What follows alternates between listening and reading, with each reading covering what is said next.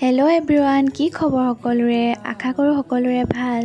আজি আমি ওলালোঁ শিৱসাগৰলৈ বুলি আটাইকেইজনী, এয়া ভণ্টি, খুৰী আৰু মাৰ লগত।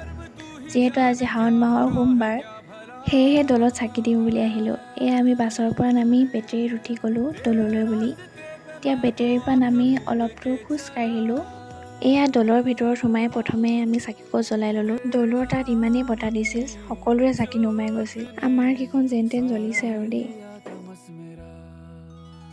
এতিয়া আমি প্ৰসাদ ল'বলৈ বুলি দৌলৰ ভিতৰলৈ সোমাই আহিলোঁ। প্ৰসাদ লৈ দৌলৰ ওচৰতে অলপ খোজকাঢ়িলোঁ। খোজকাঢ়ি মেলি বাহিৰলৈ ওলাই গৈ আইচক্ৰীম খালোঁগৈ। আইচক্ৰীম খাই মেলি আমি পুখুৰী পাৰলৈ গ'লোঁ। এয়া মায়ে মাছ দেখাইছে, বহুত ডাঙৰ মাছ আছিলে। এয়া আমি ফুট লগালোঁ, ৰছী বান্ধিলোঁ, ফুল দিলে আমাক।